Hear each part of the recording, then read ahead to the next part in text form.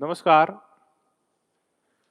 दोस्तों, हम जो चर्चा कर रहे थे वो जेएस मिल की कर रहे थे और अब तक की हमने चर्चा जेएस मिल की स्वतंत्रता की जो सिद्धांत है उसके ऊपर चर्चा की है कि जेएस मिल स्वतंत्रता को साध्य मानता है और वो स्वतंत्रता को अबाध मानता है और वो एक ही कहता है कि सभ्य समाज किसी की स्वतंत्रता में तभी बाधा पैदा करेगा जब कोई व्यक्ति दूसरे व्यक्ति के कार्यों में क्या करेगा, हस्तक्षेप करेगा।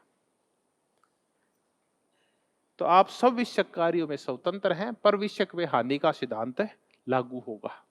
फिर हमने ये भी देखा कि बारकर है वो जेएस मिल को खोखली स्वतंत्रता या सारहीन स्वतंत्रता का मसीहा कहता है। अब हम एक और पुस्तक करते हैं, वो है कंसिडरेशन ऑन रिप्रेजेंटेटिव गवर्नमेंट, प्रतिनिधियात्मक सरकार।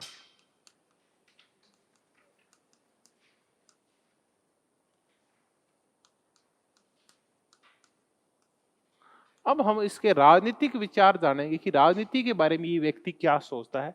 इसकी पुस्तक तो 1861 में आई थी, रिप्रेजेंटेटिव गवर्नमेंट, उसकी हम चर्चा कर रहे हैं कि प्रतिनिधियात्मक सरकार। जब हम इस सरकार की चर्चा करेंगे तो इसको पहले बांट ले, हम क्या ही क्या की चर्चा करेंगे। इसके तहत हम चर्चा करेंगे कि लोकतंत्र का स्वरूप क्या होगा, प्रतिनिधियात्मक लोकतंत्र होगा। ऐसी सरकार का जो स्वरूप होगा उसका स्वरूप संसदीय स्वरूप होगा। इस सरकार की एक बड़ी विशेषता होगी कि यहां अल्पमत को क्या दिया जाएगा, वेटेज दिया जाएगा अल्पमत को। तीसरा, इस अल्पमत को वेटेज देने की प्रणालियां क्या होगी, हम ये चर्चा करेंगे कि कैसे आप अल्पमत को बढ़ावा देंगे और ऐसी कुछ और चर्चाएं हम कर लेंगे। पहले हम यहीं से शुरू करते हैं कि इनका लोकतंत्र प्रतिनिधियात्मक लोकतंत्र है, यानी ये प्रत्यक्ष लोकतंत्र का हिमायती नहीं है, बल्कि ये प्रतिनिधियात्मक लोकतंत्र का हिमायती है। फिर ये कहता है ये प्रतिनिधियात्मक जो लोकतंत्र होगा उसका स्वरूप संसदीय स्वरूप होगा। ये रूसो वाले प्रत्यक्ष लोकतंत्र को नहीं मानता, क्योंकि अब जनसंख्या बढ़ गई है, समाज क्लिष्ट हो गए हैं और निर्णय है वो बड़े समाजों में लेने हैं, तो आप प्रत्यक्ष लोकतंत्र ला ही नहीं सकते। वो स्विट्जरलैंड जैसे छोटे कम जनसंख्या वाले समाजों के लिए तो फिर भी संभव है, जनसंख्या वृद्धि के साथ ये चल नहीं पाता प्रत्यक्ष लोकतंत्र। तो लोकतंत्र का स्वरूप प्रतिनिधियात्मक हो लोकतंत्र ही। फिर उसका स्वरूप संसदीय हो, जहां विधायिका कार्यपालिका दोनों का घनिष्ठ संबंध हो और कार्यपालिका विधायिका के प्रति उत्तरदायी हो। अब ये कहता है कि इस संसदीय स्वरूप की विशेषता होनी चाहिए कि यहां संसद है वो क्या काम करेगी। तो वो कहता है कि इस संसद का जो काम होगा वो होगा सिर्फ ये शिकायत समिति का काम करेगी, कमेटी ऑफ ग्रीवांसेस इतना ही काम करेगी शिकायत समिति, या फिर ये मत प्रकटीकरण का काम करेगी। ये बड़ी जोरदार बात कहता है, ये शिकायत समिति का काम करेगी और ये मत प्रकटीकरण का काम करेगी। संसद में यही काम करेगी। आप अपने प्रतिनिधियों से बात करो, सॉरी अपने जनता से, और ये जनता चाहती क्या है आप इसके ऊपर बहस करो। वो बहस है, उसका कंक्लूजन क्या निकला, उस बहस से जनता का कल्याण कैसे करना है, ये कानून नहीं बनाएगी संसद।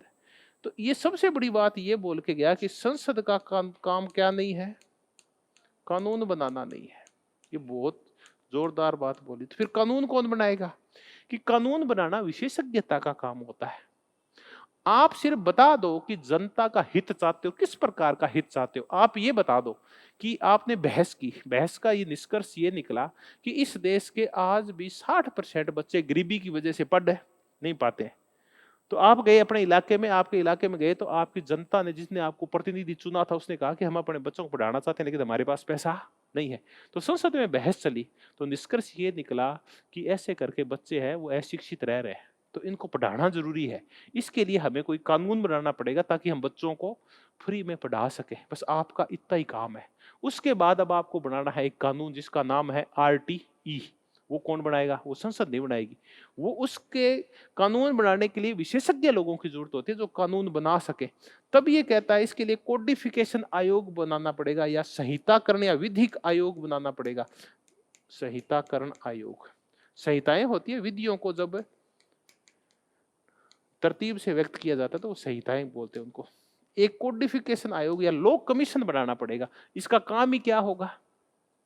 संसद के विचारों के अनुरूप कानूनों का निर्माण करना। अब हम कहते हैं विधायिका का मूल काम क्या है बताओ? कानून बनाना है।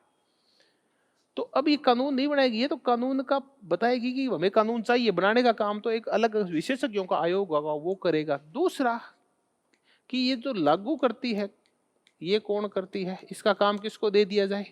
नौकरशाही को दे दिया जाए। संसद क्या नौकरशाही कामों में टांग नहीं अड़ाए। नौकरशाही बोल तू लागू करने के लिए स्वतंत्र है, कानून को अपने हिसाब से लागू कर।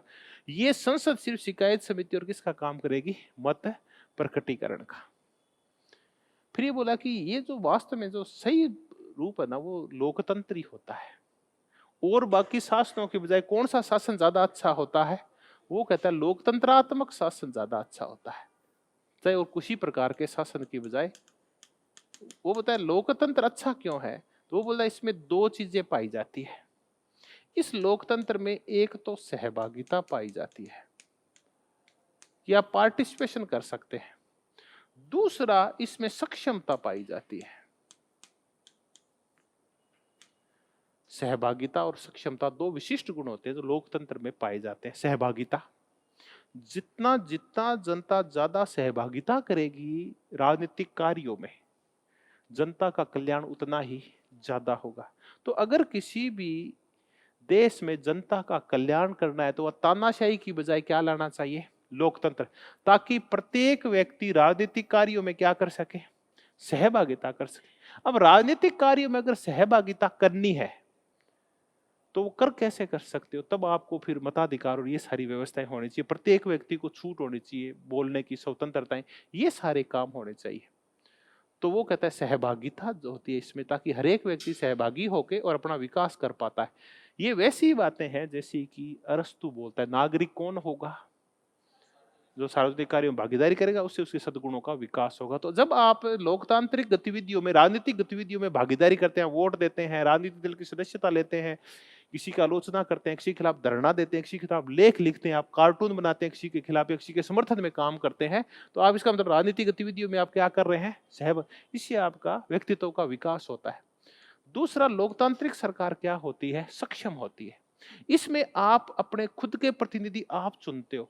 तो आप कभी भी घटिया प्रतिनिधियों का चुनाव नहीं करते, बल्कि आप कैसे प्रतिनिधियों का चुनाव करते हैं? जो आपका कल्याण करने में पूर्णतः सक्षम हो। तो इसमें सक्षमता होती है।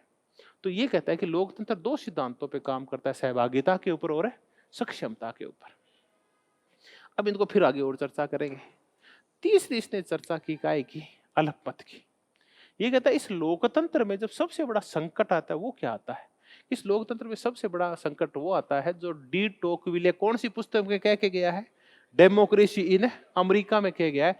ये टायरेनी ऑफ मेजोरिटिज्म बन जाती है, बहुमतवाद की तानाशाही। तो लोकतंत्र में सबसे बड़ी कमी यही है। तो लोकतंत्र में बहुमत की तानाशाही जब आती है तब अल्पसंख्यक आवाजों को दबा दिया जाता है, तब माइनॉरिटीज की आवाजों को दबा दिया जाता है। तो क्या होता है? ये कहता है जब अल्पमत की आवाजों को दबाया जाता है तो एक तरफ बहुमत हो जाता है और कुछ लोग क्या हो जाते हैं? अल्पमत में। तब फिर जब लोकतंत्र आता है, जब चुनाव होते हैं तो सिर गिने जाते हैं, सिर तोले नहीं जाते। सिर तोलने का तात्पर्य है कि किसके बुद्धि ज्यादा है, और सिर गिनने का मतलब है कि आप सिर गिनते हैं, उसमें बुद्धि की जरूरत नहीं होती। तो लोकतंत्र में बुद्धि की जरूरत नहीं होती बल्कि संख्या बल की जरूरत होती है। तो बहुमत काय के ऊपर काम करता है? संख्या बल पे काम करता है बहुमत। और अल्पमत काय पे काम करता है? बुद्धि बल पे काम करता है। हम इसको देख रहे हैं, ये है क्या दरअसल? ये आप भारत के संदर्भों से आपको क्या होना होगा? बाहर होना, निकलना पड़ेगा। हमें यहां जैसे ही लोकतंत्र की चर्चा करते हैं और वर्तमान परिदृश्य की चर्चा कर रहे हैं तो हम कह रहे हैं कि हिंदू बहुमतवाद है वो अन्य धर्मों पे क्या हो गया है? हावी हो गया है। वर्तमान की सरकार है वो ऐसा स्वरूप कह रही है कि हिंदुत्व बहुमतवाद फैल जाए चारों तरफ। ये नहीं है इसका कहना कि ये श्वेतों का या हिंदुओं का या ईसाइयों का मुसलमानों का, इसका कोई संकट नहीं है। ये कहता है दो प्रकार के लोग होते हैं, एक होते हैं अशिक्षित से, जो थोड़े गरीब होते हैं, कम पढ़े लिखे होते हैं, रूढ़िवादी होते हैं, परंपरावादी होते हैं, जो परिवर्तनों और स्वतंत्रताओं को ज्यादा पसंद है नहीं करते। दूसरे तरफ होते हैं जो नवीन विचारों वाले लोग, बुद्धिमान लोग होते हैं, जो देश को नई दिशा दिखाते हैं। ज्यादा लोग कौन से होते हैं? नई दिशा देने वाले कुलीन तंत्रीय सभ्य लोग ज्यादा होते हैं, या अशिक्षित अनपढ़ और रूढ़िवादी लोग ज्यादा होते हैं? किसी भी समाज में अशिक्षित से, रूढ़िवादी और परंपरावादी लोग ज्यादा होते हैं। पढ़े लिखे और कुलीन लोग क्या होते हैं? कम होते हैं। तो ये क्या करेंगे, ये जो संख्या बल के बेस के ऊपर कौन आगे बढ़ जाता है हमेशा ही? जो परंपरावादी, रूढ़िवादी और पिछड़े हुए जो लोग होते हैं, जो कम बुद्धिमान और कम पढ़े लिखे, कम संपत्तिवान, वो आगे हो जाते हैं और वो अपने प्रतिनिधियों को जिता देते हैं। वो फिर ऐसे ही प्रतिनिधियों का चुनाव करते हैं जैसे उनकी क्या होती है? बुद्धि होती है। तो बहुमत क्या करता है? कुलीन तंत्रीय अल्पमत को दबा देता है। तो यहाँ अल्पमत का तात्पर्य है हिंदू, वो मुसलमान नहीं है। यहाँ इसका तात्पर्य अश्वेत नहीं है, बल्कि यहाँ अल्पमत का तात्पर्य कौन सा है? कुलीन तंत्र है। ये है अल्पमत का तात्पर्य कि वो कुलीन तंत्र है। तो अब फिर इस अल्पमत है ना, ये बड़ा महत्वपूर्ण होता है। अब ये कहते हैं महत्वपूर्ण यही होता है, जो लोग ये पढ़े लिखे और संपत्तिवान कुलीन लोग होते हैं यही तो होते हैं मेन, और इनको आपने दबा दिया संख्या बल के आधार पे, क्योंकि इनका आदमी जीत नहीं पाता। क्यों नहीं जीत पाता बताओ? क्योंकि वोट उनके क्या होते हैं? कम होते हैं। संपत्तिवान पढ़े लिखे लोगों के वोट कम होते हैं, तो वो जीत नहीं पाते। तो फिर करें क्या? तो अल्पमत को तो बचा के तो रखना, ये आवाजें बड़ी महत्वपूर्ण होती है लोकतंत्र के अंदर। तो हम कब चर्चा कर रहे थे? अपन कल परसों तो चर्चा कर रहे थे, राव साहब वो शादी में गए थे, किशन जी राम। तो हम चर्चा कर रहे थे जो बहस होती है वो न तो विधानसभा में अच्छी होती है और न ही लोकसभा में, बल्कि बहस कहाँ के सुनने वाली होती है? राज्यसभा की बहस सुनने वाली होती है, जहाँ पढ़े लिखे लोग बैठते, आनंद आता है। वो कोई ऐसे माइक नहीं फेंकते, कुर्सियां नहीं फेंकते, गालियां नहीं देते। कुछ लोग सुनते रहते हैं, कुछ लोग बहुत ही तार्किक और बिंदुवार क्या करते रहते हैं? चर्चाएं करते रहते हैं। तो वो है कुलीन लोग जो राज्यसभा में बैठते हैं। हम ये कह सकते हैं, एक मैं उदाहरण दे रहा हूं, मैं ये नहीं कहता लोकसभा में बैठ रहे हैं वो मूर्ख है, मैं तो बहस की चर्चा कर रहा हूं, स्तर किसका अच्छा होता है। तो अब अल्पमत को ना जिंदा रखना बड़ा जरूरी है। तो फिर रखें कैसे? मुद्दा तो ये है। तो कहता है इसके दो तरीके हैं। तो कौन सी दो प्रणालियां हैं, हम इसकी चर्चा कर लेते हैं। कि अल्पमत को जिंदा रखने का एक तरीका तो है आनुपातिक प्रतिनिधित्व, और दूसरा तरीका है प्लूरल वोटिंग। प्लूरल वोटिंग ये अनुपातिक प्रतिनिधित्व है, इसकी पहले चर्चा करते हैं। देखिए, इलेक्शन की दो प्रणालियां होती है चुनाव करने की। एक होती है फर्स्ट पास्ट द पोस्ट, इसमें वो व्यक्ति जीतता है जो सबसे ज्यादा वोट लेता है, ठीक है। दूसरी चुनाव का तरीका होता है प्रोपोर्शनल रिप्रेजेंटेशन, इसमें जितना अनुपात में संख्या होती है उसी अनुपात में आप जीतते हो। कैसे जीतते हैं? इस बार आपने देखा होगा शायद 19% वोट आए थे किसको? कांग्रेस को। 19% को एक बार अपन बढ़ा के और ये वोटों को कितना कर लेते हैं? 20% कर लेते हैं। चूंकि अपने यहां पद्धति पड़ती है फर्स्ट पास्ट द पोस्ट, जो खंबे को छुएगा वो जीतेगा, पहले खंबे को छुएगा, जो सबसे ज्यादा वोट लेगा वो जीतेगा। मेजोरिटी के वोट लेने भी जरूरी नहीं है, जरूरी नहीं है कि 51% वोट लेगा तो ही जीतोगे, जो सबसे ज्यादा लेगा वो जीतेगा। तो परिणाम क्या निकला कि इसको टोटल ही कितनी सीटें आई थी इस बार? कितनी आई है? 55 आते तो मिल ही जाता। कांग्रेस के पास कितनी सीटें इस बार? 44 कर लेते हैं, इतनी सीटें थी। 55 आते तो 10% का क्रॉस करके इसको क्या मिल जाता? लोकसभा के अंदर विपक्ष का दर्जा मिल जाता। तो 44 सीटें मिली, कितने परसेंट वोट लेके? 20% वोट लेके। ये तो था फर्स्ट पास्ट द पोस्ट। अब अनुपातिक देखो आप, 20% वोट आए हैं तो आपको लोकसभा की कुल सीटों में से कितनी परसेंट सीटें मिलनी चाहिए? 20 सीटें मिलनी चाहिए। 100 के पीछे 20 मिली तो 500 के पीछे कितनी मिली? 100 सीटें। और ऊपर वाली 50 का और करो 10 वो मिल गई, तो कुल मिला के इसके पास सीटें आनी कितनी चाहिए थी? 110 सीटें आनी चाहिए, आई कितनी है? 44। बीजेपी 40% वोट लेके और कितनी सीटें जीत गई थी? 350 कुछ सीटें, 300 सीटें जीत गई। कितने परसेंट लेके? 40% वोट लेके। उसके हिस्से में आनी कितनी चाहिए थी? 200, 250 सीटें आनी चाहिए। 100 सीटें ज्यादा जीत गई वो। क्यों? क्योंकि वो नहीं चलता। प्रोपोर्शन होगा तो आप सीटें किस अनुपात में जीतेंगे? जिस अनुपात आप जिस अनुपात में है, ठीक है। तो इसमें फिर क्या होगा कि अल्पसंख्यक मत भी अपने जिस संख्या में वो जीत पाएंगे। इस प्रणाली को हम हेयर प्रणाली भी बोलते हैं। तो इसकी शुरुआती चर्चा की थी वो एक लंदन का एक विद्वान था जिसका नाम था थॉमस हेयर। इसको हेयर प्रणाली भी बोलते हैं। दूसरा है कि एक तरीका और है प्लूरल वोटिंग। अल्पसंख्यकों को प्रतिनिधित्व देने का एक तरीका और है, क्योंकि हम क्या देख रहे हैं? प्रतिनिधियात्मक सरकार। कुलीनों के प्रतिनिधि, पढ़े लिखे लोगों के प्रतिनिधि तभी पहुंचेंगे जब प्लूरल वोटिंग होगी। संख्या में ज्यादा कौन से होते हैं? जो अशिक्षित और पिछड़े हुए होते हैं, और कम होते हैं कुलीन। तो आप क्या करो, उनको बराबर लाने के लिए प्लूरल वोटिंग का सिस्टम लाओ। प्लूरल वोटिंग है वो एक व्यक्ति एक वोट एक मोल की विरोधी पद्धति है। ये अपने गुरु का विरोध करता है कि गुरुजी जो पद्धति बता के गए हैं, एक व्यक्ति एक वोट और एक मोल, और ये बहुमत वाला जो लोकतंत्र है ये झूठा लोकतंत्र है। तो ये जो झूठा लोकतंत्र है, जो फॉल्स डेमोक्रेसी है, जिसको लगता तो है लोकतंत्र, लेकिन ये बहुमत की तानाशाही है, ये जिसको हम लोकतंत्र कह रहे हैं। इसमें फिर तो डंकियाबाजी वो तो दबा दी गई है। तो इसलिए इसको कैसा लोकतंत्र बोलता है? वो झूठा लोकतंत्र, जो किस पे आधारित होता है? जो बहुमतवाद के ऊपर आधारित होता है, जो एक व्यक्ति एक वोट एक मोल के ऊपर आधारित होता है। तो फिर इससे पूछा गया तो फिर क्या करें कि प्लूरल वोटिंग दो, कि जो मजदूर है वो कितना वोट देगा?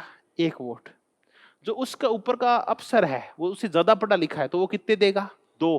और मालिक जो पढ़ा लिखा भी और काम भी जानता है वो कितने वोट देगा? एक बार कर लेते, कितने वोट देगा वो? 5 वोट।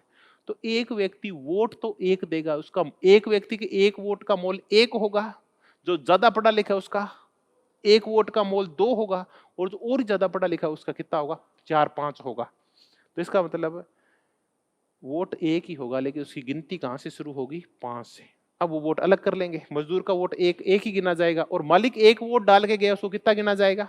5 गिना जाएगा। तो ऐसे करके वो बराबर आ सकते हैं संख्या के हिसाब से भी। तो अल्पमत को बढ़ावा देने के लिए वो कौन सी वोटिंग की चर्चा करता है? प्लूरल वोटिंग की चर्चा करता है। जब ऐसी बातें देखी तो एक व्यक्ति है शिबली। शिबली कहता है कि आपको जेएस मिल है, इसके जो विचार है वैसे ही मिलेंगे जैसे अरस्तु की कहां विचार मिलते हैं? अरस्तु की पॉलिटी में। मिल का लोकतंत्र और अरस्तु की पॉलिटी दोनों बराबर हैं। कौन कह के गया है? शिबली। अब आप देखो क्या बराबर है क्या? अरस्तु की पॉलिटी में लोकतंत्र भी है और कुलीन तंत्र भी है, और जेएस मिल की जो पॉलिटी है या उसका जो लोकतंत्र है उसमें भी कुलीन तंत्र भी है और उसमें लोकतंत्र भी है। कुलीन तंत्र कहां से आया है? प्लूरल वोटिंग से आया है। और कहां से आया है? अनुपातिक प्रतिनिधित्व से आया है। तो हमने जो प्रतिनिधियात्मक सरकार देखी वो अनुपातिक प्रतिनिधित्व पर आधारित होगी और वो प्लूरल वोटिंग के ऊपर आधारित होगी। तो हमने संसदीय स्वरूप देखा, प्रतिनिधियात्मक लोकतंत्र देखा, इसमें सहभागिता और सक्षमता देखी, अल्पमत की महत्ता देखी, टायरनी ऑफ मेजोरिटिज्म देखा, और उससे निपटने के उपाय देखे। कैसे निपटोगे बहुमत की तानाशाही से? आप बताओ। कितने तरीके बताता हूं? 2 तरीके। कौन कौन से? एक अनुपातिक प्रतिनिधित्व और दूसरा प्लूरल वोटिंग। ठीक। शिबली क्या बोला कि ये बिल्कुल वैसा ही है जैसे अरस्तु की पॉलिटी है। अब है वेपर। वेपर कहता है कि ये कैसा है? अनिच्छुक लोकतंत्रवादी है और काल्पनिक व्यक्तिवादी है ये। अब वही पहले हम स्वतंत्रता कर रहे थे तब इसकी आलोचना, घोर आलोचना हुई, अब फिर इसकी क्या होगी? फिर आलोचना करते हैं। अब हम वेपर की चर्चा कर रहे हैं। वेपर कह रहा है कि ये भले ही कह रहा हो कि मैं लोकतंत्रवादी हूं, प्रतिनिधियात्मक शासन अच्छा होता है, लोकतंत्र अच्छा होता है, लेकिन ये व्यक्ति कैसा लोकतंत्रवादी है? अनिच्छुक लोकतंत्रवादी है।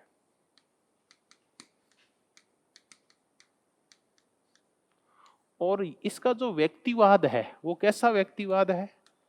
काल्पनिक व्यक्तिवाद है। और हम तो देख ही रहे हैं वास्तव में इसका झुकाव किसकी साइड ज्यादा है? आम आदमी की बजाय कुलीन तंत्र की ओर इसका झुकाव है ज्यादा है। अब हम ये देखें कि वेपर ने इसको अनिच्छुक लोकतंत्रवादी कहा है, वो सही कहा है या गलत कहा है। इससे पहले हम बारकर का शब्द पढ़ चुके हैं, कौन सा?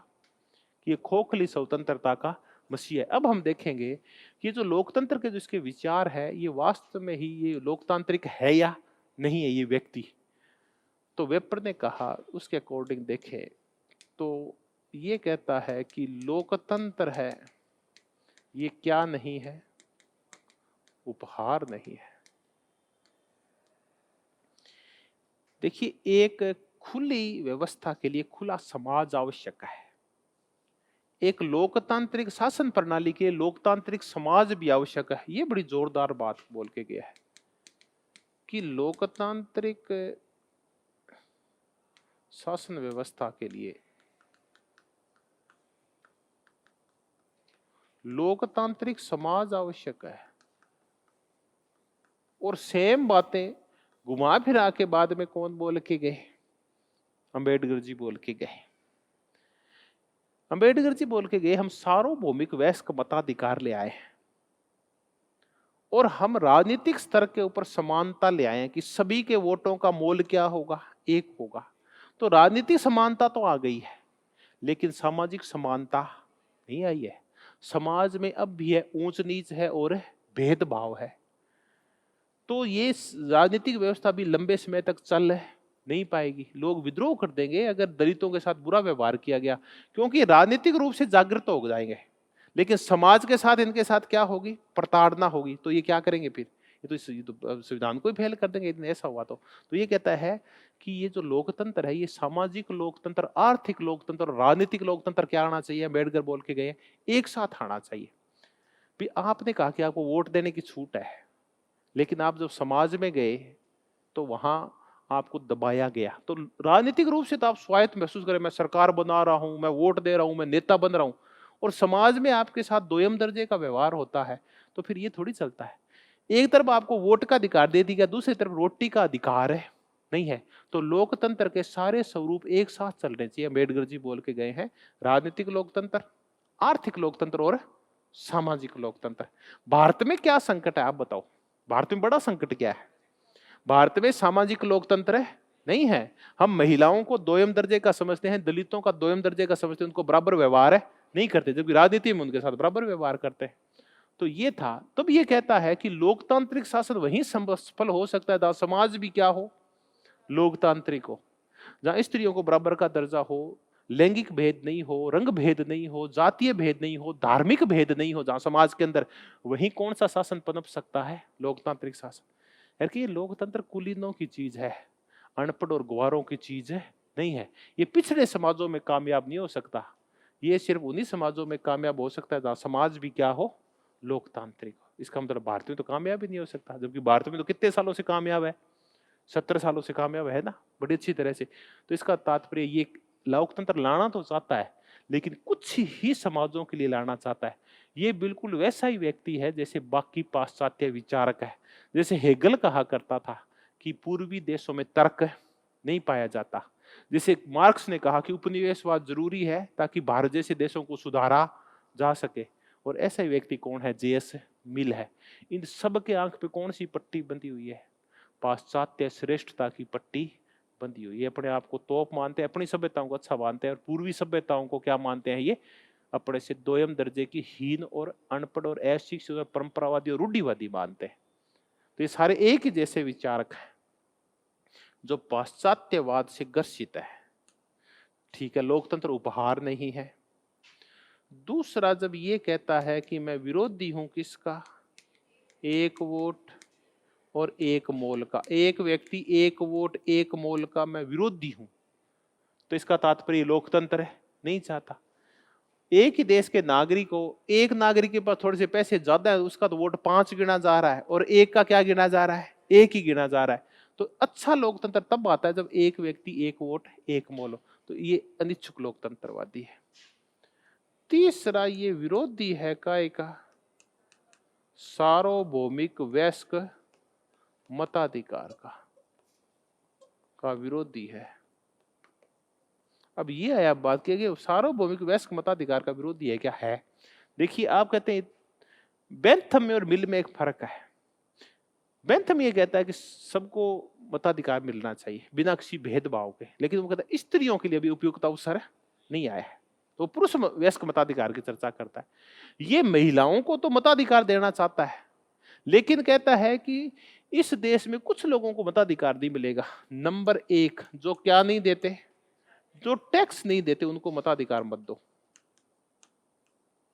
दूसरा जो राज सहायता लेते हैं, जो स्कॉलरशिप लेते हैं और पेंशन लेते हैं ना, उनको भी वोट देने का अधिकार नहीं होना चाहिए जो राज सहायता लेते हैं।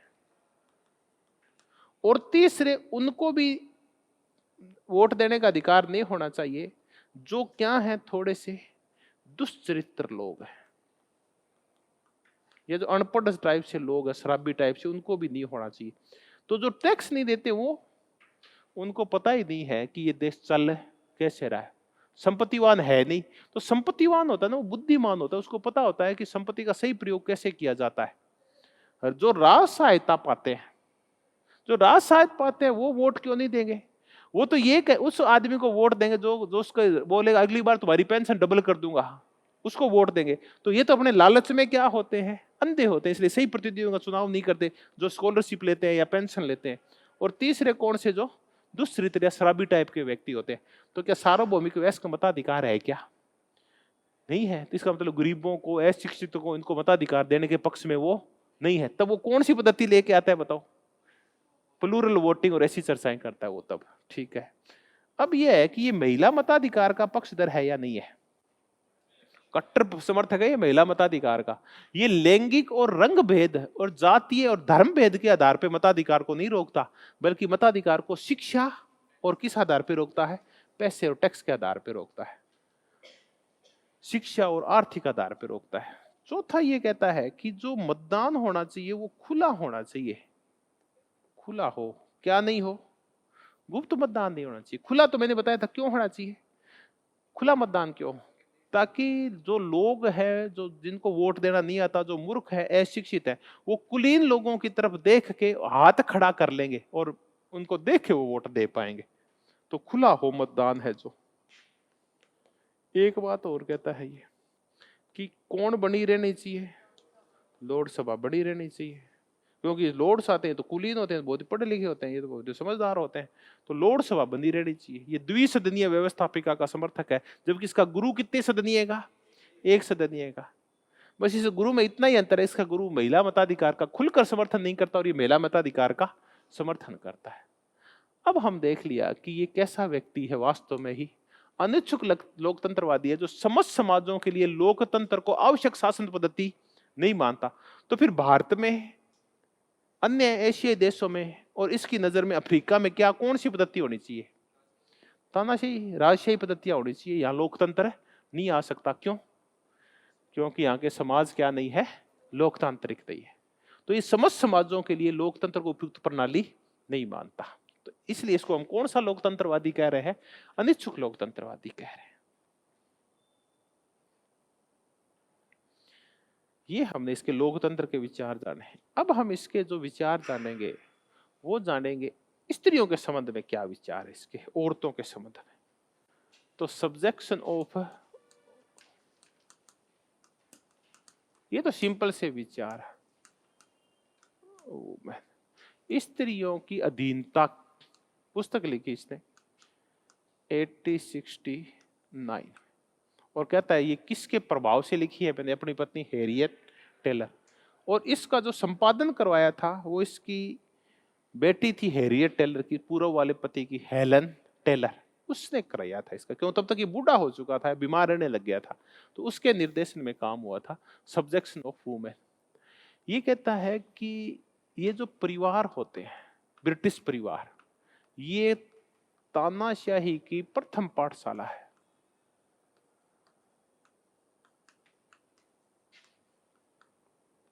तानाशाही की प्रथम पाठशाला।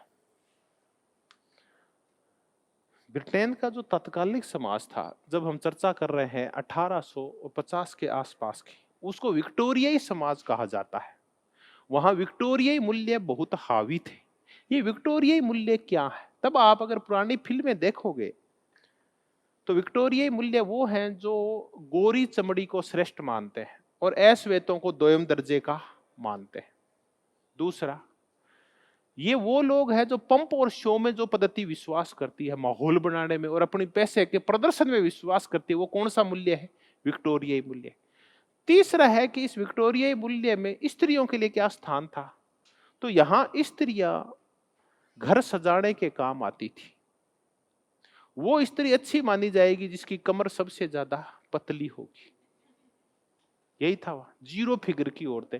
तब आप विक्टोरिया पुरानी फिल्में देखोगे ब्रिटेन की, वहां की औरतें टाइट कपड़े पहन रखे हैं और बहुत ज्यादा पतली है। किस जगह से?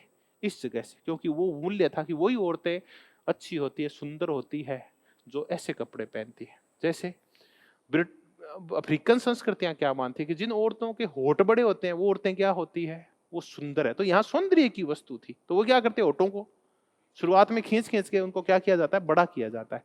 वैसे उनको इतने बच्चियों, जब छोटी बच्चियां हुआ करती थी, उनको इतने टाइट कपड़े पे, आप कभी एनसीईआरटी पढ़ो, उसमें पता चलेगा औरतों के साथ वो क्या करते थे अंग्रेज अपनी बेटियों के साथ। कि वो बच्चियां जब छोटी थी ना, तो उनको इतने टाइट कपड़े पहनाए जाते थे जितने अपने नी कैप नहीं पहनते, ताकि उनकी कमर फैले नहीं, ताकि वो समाज में ना जानी जाए कि उसकी बेटी की कमर कितनी है, इतनी। तो बेटियां बुद्धि से नहीं जानी जाती थी, बल्कि बेटियां कैसे जानी जाती थी? अपने कमर के नाप की वजह से। तो ये हालात है ब्रिटेन में स्त्रियों के। तो इसने कहा कि इस देश में जब तानाशाही की शुरुआत होती है, वो कहां से होती है? परिवार से होती है। परिवार में एक पुरुष किसके ऊपर तानाशाही करता है? महिला के ऊपर तानाशाही करता है।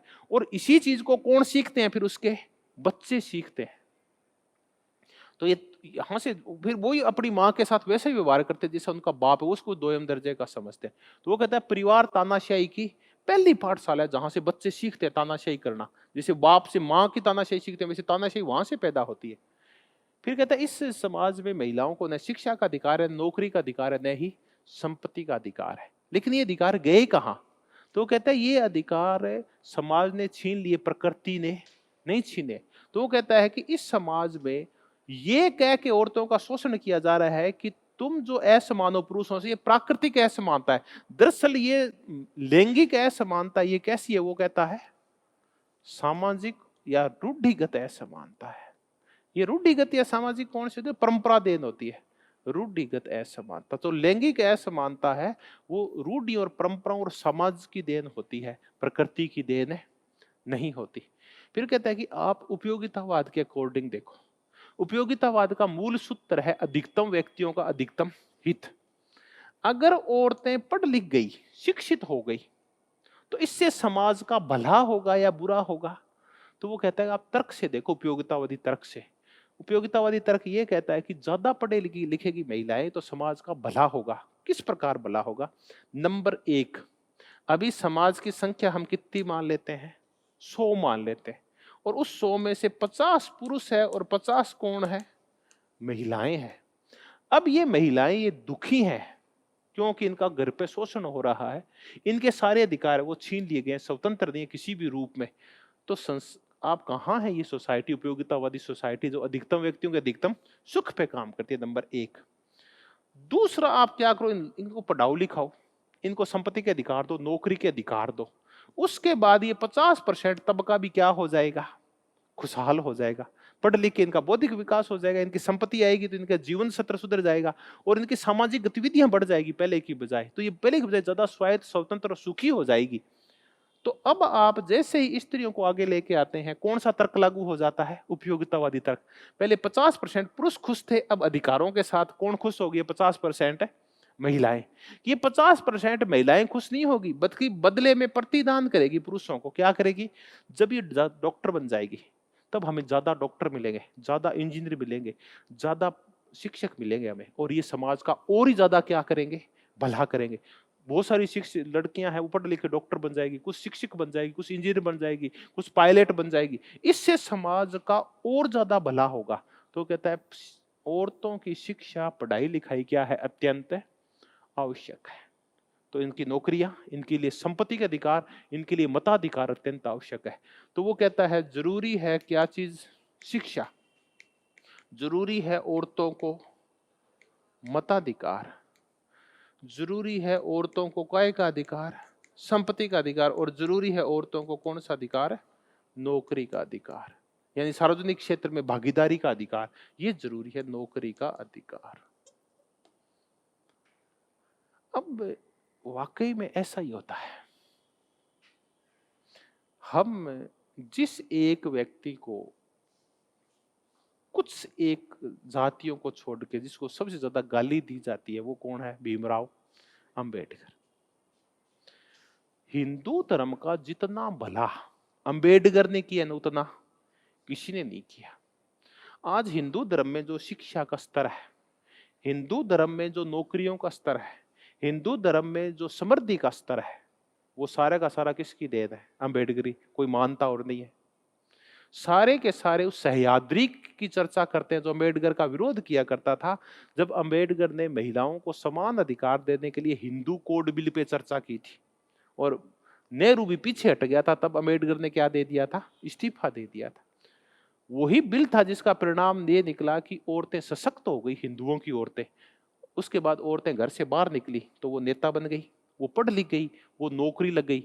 इसका परिणाम ये निकला कि जहां पहले अकेला पुरुष लगा करता था, कौन लगी उसके बराबर में, महिलाएं भी लग गई। तो हिंदू औरों से आगे हो गए।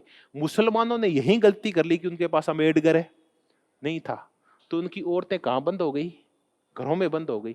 तो मुसलमानों के सिर्फ पुरुष थोड़े बहुत प्रोग्रेस कर पाए, महिलाएं प्रोग्रेस नहीं कर पाई। अब महिलाएं जब प्रोग्रेस नहीं कर पाई तो होता क्या है, 2 से 2 4 होते हैं। पुरुष भी बढ़ रहा है और महिला घर बैठी है, महिला 0 के ऊपर है, तो पुरुष भी आधा रह जाता है। जब पुरुष भी एक है, महिला भी एक है, तो दोनों मिलके क्या हो जाते हैं, 2। ये महिला भी किसको सहारा देती है, पुरुष को। एक महिला पढ़ जाती है तो अपने बेटे बोटों को कितना पढ़ाती है, वो कितने आगे बढ़ जाते हैं। अकेला पुरुष पढ़ता है तो कुछ नहीं कर पाता। तो हुआ क्या कि ये जो एक श्रृंखला चलती है महिलाओं के पढ़ने से समाज की वृद्धि होने की, वो रुक गई मुसलमानों के अंदर। तो हम कहते हैं अम्बेडकर अच्छा आदमी था, आरक्षण लाया। अम्बेडकर अच्छा नहीं लाया, अम्बेडकर जो महिलाओं की स्थिति सुधारी, हिंदू आज उसी वजह से आ गए, इन महिलाओं की वजह से। चलिए, तो ये हमने अंबेडकर के साथ साथ किसकी चर्चा कर ली, जे.एस. मिल की चर्चा कर ली। सब्जेक्शन ऑफ वुमेन, ये महिला मताधिकार का, महिला अधिकारों का कट्टर समर्थक था। इसलिए हम इसको शुरुआत में चर्चा की थी, कौन है, नारीवादी है, फेमिनिस्ट है। चलिए,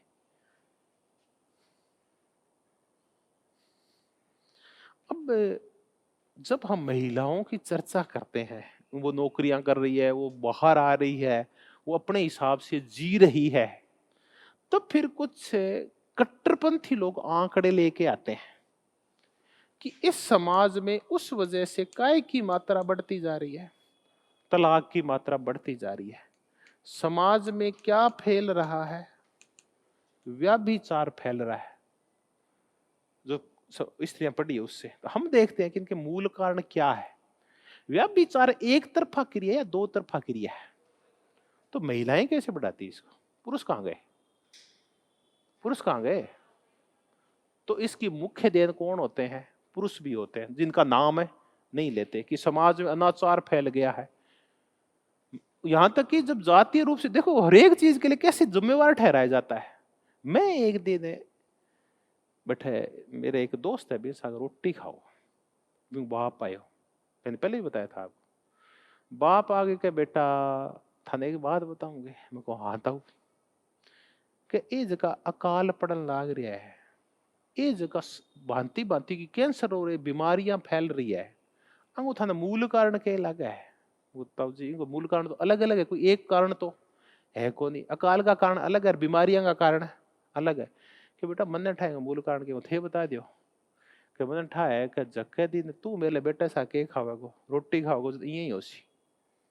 फिर वो किसका बेटा था, ब्राह्मण का बेटा था, ठीक है।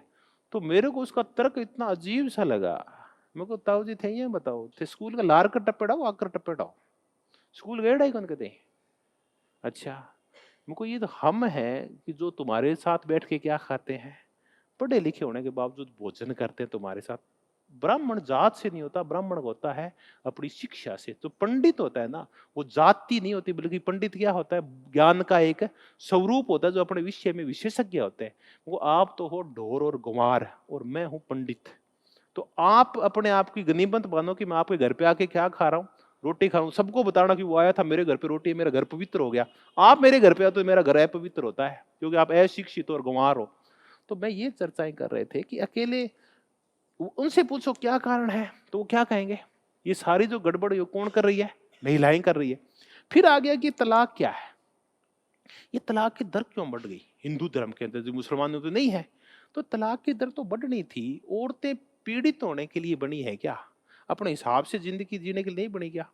पहले सुनो कितने सारे केस बाहर आते थे कि औरतों को जिंदा जला के मार दिया, अब आता है क्या कोई, कोई केस नहीं आता ऐसे।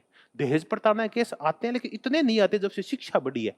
तो पहले ना पूरे दिन पिटती रहती थी, उसके लात मारते रहते थे, जूते मारते रहते थे, और वो पशु की तरह सहती रहती थी, हंसती हो रहती थी ऊपर से। तो आज तो मंदकाल आया, जना 2 ही जूत मारे, मेरे परसों तो 11 मारे आ गए। उनको इतना दमित कर दिया कि उनको पता ही नहीं है कि उनका क्या हो रहा है, दरअसल शोषण हो रहा है। वो जूत मारने में अपनी गरिमा समझने लगी कि यदि मेरे 11 पड़े थे, बिल्कुल कल अच्छा था, मेरे सिर्फ कितने पड़े, 2 पड़े। इतना भारी शोषण है हुआ करता था। अब वो क्या करती है कि उनकी सुनती नहीं है, तो वो क्या ले लेती है, तलाक ले लेते, क्योंकि पढ़ लिखी अपने अधिकारों के बारे में जान गई। वो पच नहीं रही, क्योंकि इससे समाज में क्या होते हैं, परिवर्तन। और हम अधिकांश पुरुष हैं वो कैसे हैं, रूढ़िवादी है, परंपराओं से बंधे हुए हैं। तो जैसे ही हमारी बहनें बाहर निकलती है तो हम क्या करें, बहन क्या हो जाएगी, पता नहीं, पढ़ लिख के क्या हो जाएगी, ये तो बर्बाद हो जाएगी। तो मेरे एक इस मामा ऐसे, वो तो इस बात को मान के बैठे हैं कि घर में बींद नहीं लाएंगे तो पढ़ी लिखी नहीं लाएंगे। हद है यार तुम्हारी सोच की। चलो ये है मुद्दा। तो अब हम एक और चर्चा करते हैं जीएस मिल को, जीएस मिल पूरा करेंगे आज। तो एक बार मैं सिर्फ छोटा सा नमस्कार बोलूंगा, फिर वापस आ जाऊंगा। नमस्कार।